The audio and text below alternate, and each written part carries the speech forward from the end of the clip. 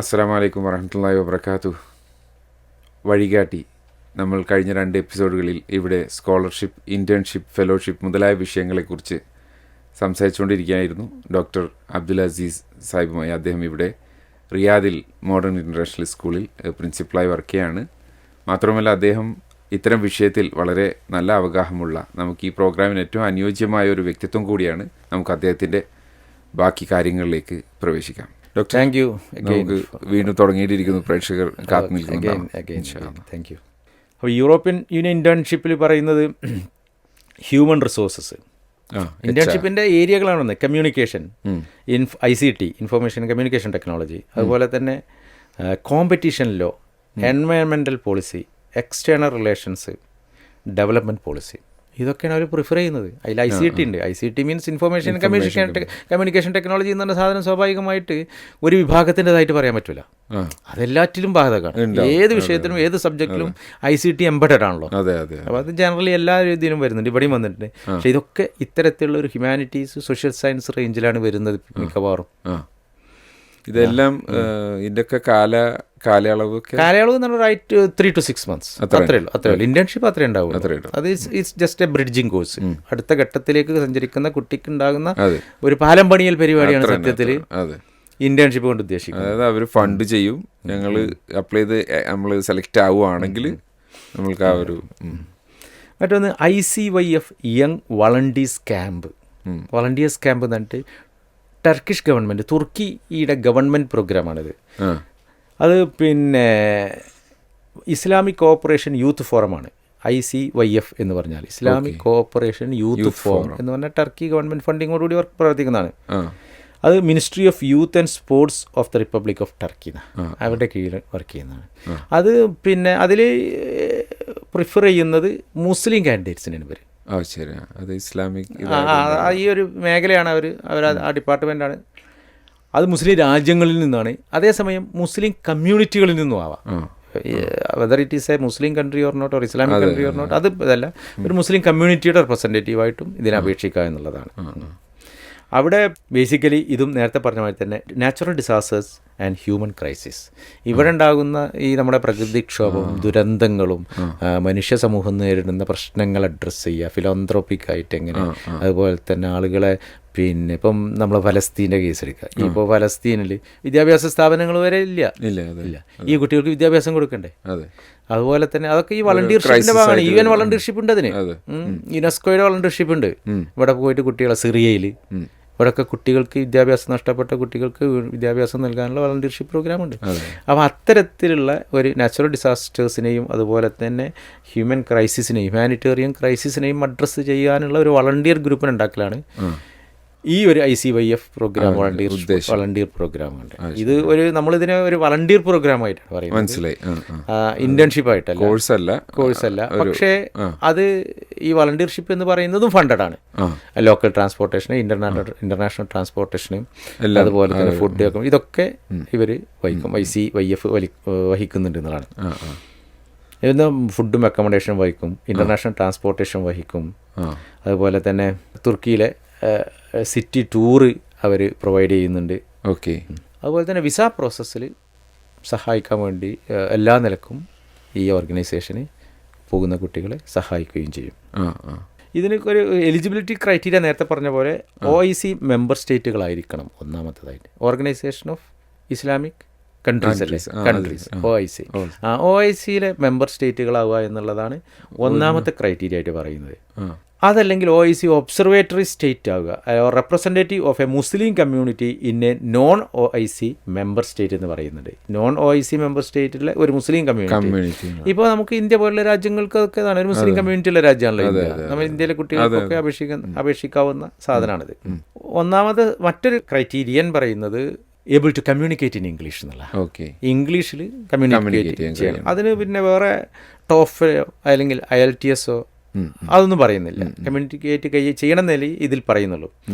Age preference 18 to 35, in between 18 to 35, 18-നും 35-നും ഇടയിലുള്ള കുട്ടികൾ ആയിരിക്കണം. കുട്ടികൾ എന്ന് പറയാൻ പറ്റില്ല, ആളുകളായിരിക്കും. അതുപോലെ അവർക്കൊരു പിന്നെ വളണ്ടിയർ എക്സ്പീരിയൻസും വേണം. നാട്ടിൽ സ്വന്തം ലൊക്കാലിറ്റിയിലുള്ള ഒരു വളണ്ടിയർ വിഷയത്തിൽ ഇപ്പം നമ്മുടെ നാട്ടിലൊക്കെ സ്വാഭാവികമായിട്ടും ഒരുപാട് വളണ്ടിയർ സ്കോപ്പുകൾ ഈ അടുത്ത കാലഘട്ടങ്ങളായിട്ട് വളണ്ടിയേഴ്സിന് സാധ്യതകളുള്ള ഒരുപാട് നാച്ചുറൽ ഡിസാസ്റ്റേഴ്സ് വന്നിട്ടുണ്ട്. അപ്പോൾ ഏത് ഡിസാസ്റ്ററിനെയും നമുക്ക് പോസിറ്റീവായിട്ട് എക്സ്പ്ലോയിറ്റ് ചെയ്യാൻ ഒരു പരിധി വരെ. ഈ ഒരു വളണ്ടിയർ ഇങ്ങനെ വളണ്ടിയർഷിപ്പ് അല്ലെങ്കിൽ ഇവർ വളണ്ടിയറായി വർക്ക് ചെയ്തതിന് ഒരു പ്രൂഫ് ഉണ്ടായിരിക്കണം. ഈ കാലഘട്ടത്തിൽ പ്രൂഫിനൊന്നും വലിയ ബുദ്ധിമുട്ടില്ല. അത് നമുക്ക് പിന്നെ ഡോക്യുമെൻ്റ് ആയിട്ടോ അതല്ലെങ്കിൽ ഒരു വീഡിയോ ആയിട്ടോ ഒക്കെ ഉള്ള പ്രൂഫ് എല്ലാറ്റിനും ഉണ്ടായിരിക്കുമല്ലോ. പിന്നെ ഇതിൽ പോയി കഴിഞ്ഞാൽ ഫുൾ ക്യാമ്പും അറ്റൻഡ് ചെയ്യണം. അതിൻ്റെ ഇടയ്ക്ക് ബ്രേക്കപ്പ് ആയിട്ട് അല്ലെങ്കിൽ തിരിച്ചു പോരലാതൊന്നും പ്രായോഗികമല്ല, കമ്പൽസറി ആയിരിക്കണം. ഇതും ഓൺലൈനായിട്ടാണ് ഈ ICYF അപ്ലൈ ചെയ്യേണ്ടത്. ഓക്കെ, ആദ്യം തന്നെ സ്വാഭാവികമായിട്ട് എല്ലാം ഓൺലൈൻ അപേക്ഷയ്ക്ക് ഒരു സ്വഭാവം ഉണ്ടാവും. നമ്മളൊരു പാസ്വേഡ് കൊടുത്തുന്ന ഒരു യൂസർ നെയിമും യൂസർ ഐഡിയും ഒരു പാസ്വേഡും കൊടുത്ത് നമ്മൾ രജിസ്റ്റർ ചെയ്യുന്നു, ലോഗിൻ ചെയ്യുന്നു. ആ രജിസ്ട്രേഷൻ ലിങ്ക് ഉപയോഗിച്ചിട്ട്, ആ ലോഗിൻ ലിങ്ക് ഉപയോഗിച്ചിട്ട് നമുക്ക് വീണ്ടും എപ്പോഴും നമുക്ക് ഏതോ അവരൊരു ടൈം സ്പാൻ പറഞ്ഞിരിക്കും, അപേക്ഷിക്കേണ്ട ഒരു പീരീഡ് ഉണ്ടാവും, അതിനുള്ളിൽ കംപ്ലീറ്റ് ചെയ്ത് അപേക്ഷിക്കുക എന്നുള്ളതാണ്.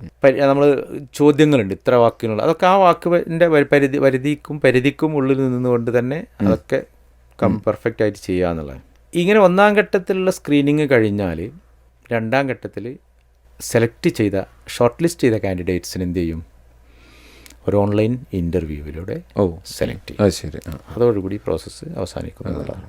ഇത് പറയുമ്പോഴാണ് പെട്ടെന്ന് ഞാൻ ഓർത്തത്, നമ്മുടെ ഒരുപാട് ഇന്ത്യൻ കമ്മ്യൂണിറ്റീസ് ഇവിടെ ഗൾഫ് രാജ്യങ്ങളിൽ, പ്രത്യേകിച്ച് നമ്മൾ സൗദി അറേബ്യയിലായതുകൊണ്ട് നമുക്ക് നന്നായിട്ട് അറിയാം ഇവിടെയും. അപ്പോൾ ഇവിടെയുള്ള വിദ്യാർത്ഥികൾക്ക്, ഇവിടെ പഠിക്കുന്ന വിദ്യാർത്ഥികൾക്ക് ചെയ്യാൻ വേണ്ടി എന്തെങ്കിലും അവസരങ്ങളുണ്ടോ ഇതുപോലെ ഇവിടെ GCC കൺട്രീസിൽ എന്തെങ്കിലും എടുത്തു പറയാൻ മാത്രം? ഇപ്പം നമ്മൾ ഇന്റേൺഷിപ്പിനെ കുറിച്ചിട്ടാണല്ലോ ഡിസ്കസ് ചെയ്യുന്നത്. അതെ.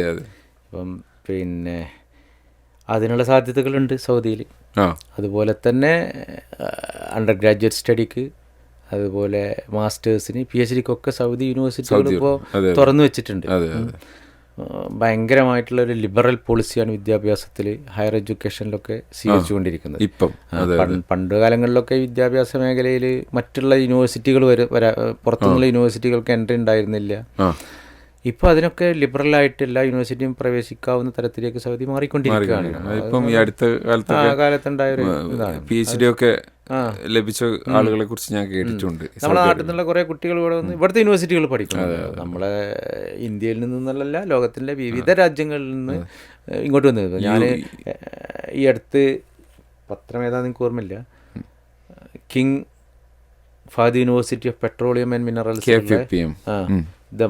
ദമ്മാമിലുള്ള ഇവിടെ തന്നെ, അതിനെക്കുറിച്ചിട്ട് ഞാനൊരു ആർട്ടിക്കിൾ ഒരു പത്രത്തിൽ ചെയ്തിരുന്നു. അതിൽ പിന്നെ സത്യത്തിൽ നമ്മളെ കുട്ടികൾക്കുള്ള ഓപ്ഷൻസ്, ഒരുപാട് ഓപ്ഷൻസ് അതിലും പ്രതിപാദിച്ചിട്ടുണ്ട്. അതുപോലെ തന്നെ ഇന്റേൺഷിപ്പ് ഉണ്ട്. അതിനെക്കുറിച്ചിട്ട് ഞാൻ ഇവിടെ ഒരു പത്രത്തിൽ എൻ്റെ ഒരു ചെറിയ വന്നിരുന്നു. കൗസ്റ്റില് King Abdullah University of Science and Technology internship അത് ഇന്റേൺഷിപ്പിന്റെ ഭാഗമായിട്ട് അത് നമുക്ക് പറയാവുന്നതാണ്. അത് ഡിസ്കഷൻ വരുന്നുണ്ട്, ഈ ഒരു സെഗ്മെന്റ് തന്നെ വരാവുന്നതാണ്. അപ്പോൾ നമ്മൾ പിന്നെ ഈ ICYF-ന്റെ ഇന്റേൺഷിപ്പ് വളണ്ടിയർഷിപ്പിനെ കുറിച്ച് നമ്മൾ ഓൾറെഡി പറഞ്ഞു കഴിഞ്ഞു. തുർക്കിയുടെ ആ ഇന്റേൺഷിപ്പിൽ തന്നെ കുറച്ചുകൂടി എണ്ണം വളരെ റെലവൻ്റ് ആയിട്ടുള്ള ഇന്റേൺഷിപ്പുകളുണ്ട്. ഒന്ന് നമ്മൾ ദേശി എന്ന് പറയും. ദേശി എന്ന് പറയുന്നത് ശരിക്കും ഒരു ഫ്രഞ്ച് ജർമ്മൻ ഭാഷയുടെ പിന്നെ അക്രോണിയാണ്, ഒരു അബ്രിവിയേറ്റഡ് ഒരു ഇന്ത്യൻ. ദേശിക്ക് ഒരു ഹിന്ദി സംസ്കൃത മലയാളം ഒരു ബന്ധമുള്ളതായി തോന്നുന്നുണ്ട്. പക്ഷെ അതിൻ്റെ പിന്നെ ഫുൾ ഫോം കേട്ടാൽ നമുക്കൊന്നും മനസ്സിലാവില്ല. അതെങ്ങനെ പ്രൊനൗൺസ് ചെയ്യുക എന്നുള്ളത് പോലും ജർമ്മൻ ഭാഷയാകുന്നുണ്ട്. ഞാൻ അതിൽ നിരായുധനാണ്. എന്നാലും ഇംഗ്ലീഷിൻ്റെ ഒരു ട്രാൻസ്ലിറ്ററേഷൻ ഇവിടെ ഉണ്ട്, ജർമ്മൻ. അത് എങ്ങനെ ഡ്യൂഷസ് ഇലക്ട്രോണൻ സിങ്ക്രട്രോൺ എന്നാണ്. ഇതാ പറയുന്നത്, സിങ്ക്രട്രോൺ. അത് ജർമ്മൻ അറിയുന്ന ആളുകൾ ഇത് കേൾക്കുന്നുണ്ടെങ്കിൽ അവർക്കത് വേഗം മനസ്സിലാവുമല്ല. അവർ നമ്മൾ പറയുന്നത് മനസ്സിലാവും. ഏതായാലും തൽക്കാലം അങ്ങനെ പറയാല്ല, വേറെ മാർഗമില്ല. പിന്നെ ഈ ഗൂഗിളൊക്കെ വെച്ചിട്ട് വേണമെങ്കിൽ നമ്മുടെ ഭാഷയുടെ പരിമിതി. ഇതൊരു അണ്ടർ ഗ്രാജുവേറ്റ് ഇന്റേൺഷിപ്പാണ്, ദേശി.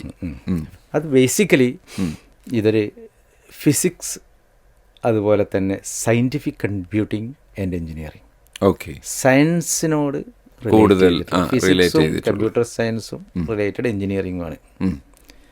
ഇതിലൂടെ ഈ കുട്ടിക്ക് ഒരു ഫസ്റ്റ് ഹാൻഡ് റിസർച്ച് എക്സ്പീരിയൻസ് കിട്ടുകയാണ്. ഇതും ഇന്റേൺഷിപ്പാണ്. അത് ഇന്റേൺഷിപ്പാണ്. പക്ഷേ ആ ഇന്റേൺഷിപ്പ് തന്നെ ഒരു അവിടെ ഇന്റേൺഷിപ്പിന് ചെല്ലുമ്പോൾ അവിടെ ഉള്ള പ്രൊഫസർമാരൊക്കെ തന്നെ ലോകപ്രശസ്തരായ സയന്റിസ്റ്റുകളാണ്. അവരെയായിട്ടാണ് ലൈസൻ ചെയ്യുന്നത്. അങ്ങനെ കുട്ടി മറ്റൊരു ലോകത്താണ് എത്തുന്നത്. ഒരു ഡിഗ്രി തേർഡ് ഇയറിനോ അല്ലെങ്കിൽ മാസ്റ്റേഴ്സിന്റെ ഫസ്റ്റ് ഇയറിനോ പഠിക്കുന്ന ഒരു കുട്ടിക്ക് ലോകപ്രശസ്തരായ സയന്റിസ്റ്റുകളുടെ കൂടെ പിന്നെ ഗവേഷണങ്ങളിൽ ഇടപെടാനും ഗവേഷണ വിഷയങ്ങളെക്കുറിച്ച് മനസ്സിലാക്കാൻ പറ്റുക എന്ന് പറയുന്നത് ഇത് ആ കുട്ടിയുടെ കരിയറിനെയും പെർസെപ്ഷനെയും പരിപൂർണമായിട്ട് മാറ്റും. ഒരു സംശയമില്ല. അതിന് ഇൻ്റർനാഷണൽ ലോകപ്രസിദ്ധമായ ലബോറട്ടറികളിലാണ് ഇപ്പോൾ ഇത് കുട്ടി ജോയിൻ ചെയ്യുന്നത്. ജർമ്മനി ഇതിന് വലിയ ലോകപ്രസിദ്ധമായ ലബോറട്ടറികളുള്ള ഫിസിക്സിലൊക്കെ കേന്ദ്രങ്ങളാണ്. എഞ്ചിനീയറിംഗ് ഒക്കെ എന്ന് പറഞ്ഞാൽ ജർമ്മൻ എഞ്ചിനീയറിംഗ് നമ്മളൊക്കെ അനുഭവിക്കുന്നതാണ് അതിൻ്റെ ഒരു പെർഫെക്ഷന്.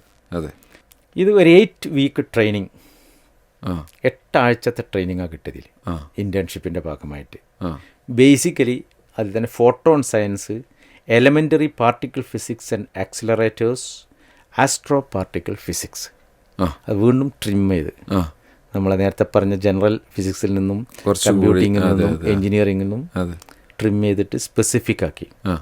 ഇത് ഹാംബർഗിലും സിയൂഥൻ എന്നാണ് ബെർലിനാണ് ജിയൂഥൻ, ബെർലിനിലും ഉള്ള ലബോറട്ടറികളിലാണ് കുട്ടി അഫിലിയേറ്റ് ചെയ്യപ്പെടുന്നത്. 8 വീക്സ് അല്ല, 8 ആഴ്ചകൾ മാത്രം. ഇത് അണ്ടർ ഗ്രാജുവേറ്റ് ഡിഗ്രിയിൽ 3 വർഷമെങ്കിലും കുട്ടി എന്ത് ചെയ്യണം, സ്വന്തം നാട്ടിൽ പഠിച്ചിരിക്കണം. എന്നാണ് ഡിഗ്രി ഫൈനൽ ഇയർ കഴിഞ്ഞ കുട്ടി. അതെ, അണ്ടർ ഗ്രാജുവേഷൻ കഴിഞ്ഞു. അണ്ടർ ഗ്രാജുവേറ്റ് ഡിഗ്രി നമ്മൾ 3 വർഷം ആണെങ്കിലും പല രാജ്യങ്ങളും പ്രത്യേകിച്ച് US പോലുള്ള രാജ്യങ്ങളൊക്കെ 4 ഇയർ ആണ് അണ്ടർ ഗ്രാജുവേഷൻ. അപ്പോൾ 3 വർഷം കഴിഞ്ഞു എന്ന് പറഞ്ഞാൽ ഫൈനൽ ഇയറിലേക്ക് എത്തി എന്നാണ്. ജർമ്മനിയും പലപ്പോഴും പ്രിഫർ ചെയ്യുന്നത് എന്താണ്, പല ഫെലോഷിപ്പിനും 4 ഇയർ അണ്ടർ ഗ്രാജുവേറ്റ് ഡിഗ്രീസ് ആണ് പ്രിഫർ ചെയ്യുന്നത്. അത് നമ്മളെ ഇവിടെയുള്ള ബിടെക്കുകാർക്ക് പറ്റും. They are going through A 4 year degree. അതേസമയം നമ്മളെ ബേസിക് BSc-ക്കാർക്ക് കഴിയും, ഡിഗ്രി കഴിയുമല്ലോ. ഡിഗ്രി കഴിയും. അവർ ചിലപ്പോൾ മാസ്റ്റേഴ്സിന് ജോയിൻ ചെയ്യുമ്പോഴാവും ഈ അവർ ഫിറ്റ് ആവുന്നത്. ഇപ്പം നിലവിലുള്ള പിന്നെ നമ്മുടെ ഇന്ത്യയിലുള്ള വിദ്യാഭ്യാസ പരിഷ്കരണം NEP-യും അതുപോലെ തന്നെ കരിക്കുലം ഫ്രെയിം വർക്കൊക്കെ വന്നതോടുകൂടി പുതിയ നാഷണൽ എഡ്യൂക്കേഷൻ പോളിസിയിൽ 4 ഇയർ ഡിഗ്രിയാണ് പ്രിഫർ ചെയ്യുന്നത്. കേരളത്തിലെ തന്നെ പല യൂണിവേഴ്സിറ്റികളും പല കോളേജുകളും എന്ത് ചെയ്തിട്ടുണ്ട്, ഓൾറെഡി 4 ഇയർ ഡിഗ്രിയിലേക്ക് ഷിഫ്റ്റ് ചെയ്തിട്ടുണ്ട്. അപ്പോൾ ശരിക്കും ഇതൊരു അമേരിക്കനൈസേഷൻ ഓഫ് ഇന്ത്യൻ എഡ്യൂക്കേഷൻ ഇവിടെ നമുക്ക് വളരെ എക്സ്പ്ലിസിറ്റ് ആണ്. ഇത് നേരത്തെ പറഞ്ഞോളൂ 3 ഇയർ കഴിയണമെന്ന് പറഞ്ഞല്ലോ, പക്ഷെ ഫസ്റ്റ് ഇയർ മാസ്റ്റേഴ്സ് ആയാലും മതി, അങ്ങനെയാവാം. അതേസമയം മാസ്റ്റർ ഡിഗ്രി കഴിഞ്ഞൊരാൾക്ക് ഇത് പറ്റൂല. ശരിക്കും ഗോയിങ്, നമ്മൾ സാധാരണ പറയും കോളേജ് ഗോയിങ് ആണ്. അതിനപ്പുറത്തേക്ക് പുറത്ത് ചാടിയ ഒരാൾക്ക് ഇത് പറ്റില്ല. അപ്പം എന്നാൽ യങ്ങായിട്ട് വളരെ ചെറുപ്പത്തിൽ തന്നെ ക്യാച്ച് ചെയ്യുക എന്നുള്ളതാണ് റിസർച്ചിലേക്കുള്ള. അതാണ് ഈ ദേശീ ഫെലോഷിപ്പ് ഇന്റേൺഷിപ്പിലൂടെ ഉദ്ദേശിക്കുന്നത്. ഇതും ഈ പറഞ്ഞതുപോലെ സമയമാകുമ്പം ഓൺലൈനിലൊക്കെ ഇതിൻ്റെ ഡീറ്റെയിൽസ് ഒക്കെ വരും, നോട്ടിഫിക്കേഷനൊക്കെ വരും. അപ്പോൾ അതിനനുസരിച്ച് അപ്ലൈ ചെയ്യേണ്ടി വരും അല്ലേ. മറ്റു പ്രൊസീജിയറൊക്കെ നേരത്തെ പറഞ്ഞ പോലുള്ള വിഷയങ്ങൾ ഇതിലും വരും. അതുപോലെ തന്നെ പ്രസിദ്ധമായ മറ്റൊരു ഫെലോഷിപ്പാണ് സ്വിറ്റ്സർലൻഡ്, ജനീവ, സ്വിറ്റ്സർലൻഡ് കേന്ദ്രമായിട്ടുള്ള സേൺ സമ്മർ സ്റ്റുഡൻറ്റ് പ്രോഗ്രാം എന്ന് പറയും. സേൺ എന്ന് പറയുന്നത് അവരെ സ്വിസ് ഭാഷയിലുള്ള ഒരു ഷോർട്ട് ഫോമാണ്. അത് നമുക്ക് ഇംഗ്ലീഷിലേക്ക് കൺവേർട്ട് ചെയ്യുമ്പോൾ European council for nuclear research, CER, European council for nuclear research. ഇത് ന്യൂക്ലിയർ റിസർച്ചുമായ മേഖലയിലുള്ള ഇന്റേൺഷിപ്പാണ്. അവിടെയും ബേസിക്കലി ഈ നമ്മുടെ എഞ്ചിനീയറിംഗ് ഗ്രാജുവേറ്റ്സും അതുപോലെ തന്നെ ഫിസിക്സ്, സയൻസ് ഇതിലൊക്കെ പഠിക്കുന്നവർക്കൊക്കെയാണ് ഇതും കാര്യമായിട്ട് പ്രയോജനപ്പെടുക. ഇത് പറയുന്നത് currently studying for a under graduation കഴിഞ്ഞവർക്കാണോ? അതെ, കഴിഞ്ഞവരും മാസ്റ്റേഴ്സ് ചെയ്യുന്നവരും. Currently studying for a bachelor or masters degree in physics, engineering, computer science or mathematics. നേരത്തെ പറഞ്ഞ ദേശീയിൽ നിന്ന് നമ്മൾ ഒന്നുകൂടി മാത്തമാറ്റിക്സ് കൂടി ഇതിൽ ബാക്കി ഏറെക്കുറെ സിമിലർ ആണ്. ഇത് ജൂൺ സെപ്റ്റംബർ മാസങ്ങളിലാണ് ഈ പ്രോഗ്രാം നടക്കാറ്. ഒരു 4-5 മാസത്തെ ഇന്റേൺഷിപ്പാണ്. അപ്പോൾ സ്വാഭാവികമായിട്ടും ജൂണിലേക്കുള്ള ഒരു പ്രോഗ്രാമിന് ആൾമോസ്റ്റ് 1 ഇയർ മുൻപ് തന്നെ എന്ത് ചെയ്യും, നോട്ടിഫൈ ചെയ്യും. മിക്കവാറും എല്ലാ ഫെലോഷിപ്പുകളും 2025 ഫെലോഷിപ്പൊക്കെ നോട്ടിഫൈ ചെയ്യുന്ന സമയമായി തുടങ്ങിയിട്ടുണ്ട്. അത്രയും മുൻകൂട്ടി തന്നെയാണ് മിക്കവാറും ഫെലോഷിപ്പുകൾ ഇൻവൈറ്റ് ചെയ്യപ്പെടുന്നത്. അതല്ലാതെ ഒരു മാസത്തെ സമയം കൊടുത്തിട്ട് അപേക്ഷിക്കണം എന്നുള്ള പരിപാടിയൊന്നുമല്ല. പക്ഷെ അത് അവരൊരു ഷെഡ്യൂൾ, അവരുടെ ഭാഷയിൽ പറഞ്ഞ അമേരിക്കൻ സ്റ്റൈലിൽ പറഞ്ഞ ഒരു സ്കെഡ്യൂള് അവർ പറഞ്ഞിട്ടുണ്ടെങ്കിൽ വളരെ പിൻ പോയിൻറ്റഡ് ആയിരിക്കും. അങ്ങോട്ടും ഇങ്ങോട്ടും ഒരു മാറ്റം ഉണ്ടാവില്ല. അവരുടെ പ്രോഗ്രാമിൻ്റെ ഓർഗനൈസിങ്ങും അങ്ങനെ തന്നെയാണ്. നമുക്കൊരു ഇത് പ്രോഗ്രാമിൻ്റെ ഒരു സ്കെഡ്യൂൾ കണ്ട് അയച്ചു തരും. നമ്മളെ എങ്ങനെ എവിടെ ലാൻഡ് ചെയ്യുന്നു എന്ന് മുതലും തിരിച്ച് എവിടെ നിന്ന് നമ്മൾ തിരിച്ചു പോയിരുന്നു എന്നുള്ളത് വളരെ കൃത്യമായിട്ട് പ്രോഗ്രാം ഡേ ബൈ ഡേ എല്ലാം നമ്മളെ കയ്യിലെത്തും. എന്ന് മാത്രമല്ല, നമ്മൾ ചെല്ലുന്ന പ്രദേശത്തെക്കുറിച്ചുള്ള വിവരണം, അവിടെയുള്ള പ്രത്യേകതകൾ, അവിടെയുള്ള റിലീജിയസ് സെന്ററുകൾ, ഇതൊക്കെ അവർ കൺസിഡർ ചെയ്യും. അതൊക്കെ അവർ ഇൻക്ലൂസീവ്നെസ്സിന്റെ ഭാഗമാണ്. അത് ആ നിലക്ക് നമ്മൾ അവർ അംഗീകരിക്കണം. നമുക്കെല്ലാവർക്കും എല്ലാ മതങ്ങളുടെയും റിലീജിയസ് സെന്ററുകൾ ഇന്ന സ്ഥലത്തൊക്കെ ഇന്ന സിറ്റിയിലുണ്ട്. നമ്മൾ അങ്ങനെ വളരെ ഇൻക്ലൂസീവായിട്ടുള്ള ഡീറ്റെയിൽഡ് ആയിട്ടുള്ള എവിടെ ഇപ്പം നല്ല ഫുഡ്, തായ് ഫുഡ് എവിടുന്ന് കിട്ടും, മെക്സിക്കൻ ഫുഡ് എവിടുന്ന് കിട്ടും, മെഡിറ്ററേനിയൻ ഫുഡ് എവിടുന്ന് കിട്ടും, അങ്ങനെയുള്ള എല്ലാ ഡീറ്റെയിൽസും തന്നിരിക്കും. അത് ശരി. ഓക്കെ. ഇവിടെയും മെയിൻ ഏരിയ നമ്മളിപ്പോൾ പറഞ്ഞ സേൺ ഫെലോഷിപ്പിലെ main area of research particle physics ആണ്. പാർട്ടിക്കിൾ ഫിസിക്സ്, അതെ, അതിനെക്കുറിച്ച് ഇടയ്ക്കിടയ്ക്ക് റിപ്പോർട്ടുകൾ വരാറുണ്ട്. പാർട്ടിക്കിൾ ഫിസിക്സിലുള്ള ഇത് minimum 8 weeks and maximum 13 weeks ആണ്. Okay, stay. ഓക്കെ. ഇതിനെക്കുറിച്ചിട്ട് പറയുന്നതിന് it is once in a lifetime opportunity to make valuable and long lasting contacts with other students and scientist from all over the world. ലോകത്തിൻ്റെ വ്യത്യസ്ത രാജ്യങ്ങൾ, അത് അവിടെയും എന്ത് വരുന്നുണ്ട്, ഒരു കൾച്ചറൽ ഇൻറ്ററാക്ഷൻ്റെ ഒരു സ്പേസ് അവർ അവിടെയും പരിഗണിക്കുന്നുണ്ട്. Even though it is related with particle physics, അപ്പുറത്ത് മനുഷ്യബന്ധങ്ങൾക്ക്, അതിർത്തികൾക്ക്, രാജ്യാതി ജിയോ പൊളിറ്റിക്കൽ ബൗണ്ടറീസിൻ്റെ അതിർത്തികൾക്കപ്പുറത്ത് മനുഷ്യൻ പരസ്പരം എങ്ങനെ ഇടപെടണം, എങ്ങനെ ഇൻക്ലൂഡ് ചെയ്യണം ഓരോരുത്തരെയും എന്നുള്ളതിനെ കുറിച്ചിട്ടുള്ള ഒരു സ്പേസ് കൂടി അഡ്രസ് എല്ലാറ്റിലും ഉണ്ടായിരിക്കും. അത് നമ്മൾ സ്റ്റേറ്റ്മെന്റ് ഓഫ് പർപ്പസ് പറയുമ്പോഴും നമ്മൾ പറയേണ്ട ഒരു സാധനമാണിത്.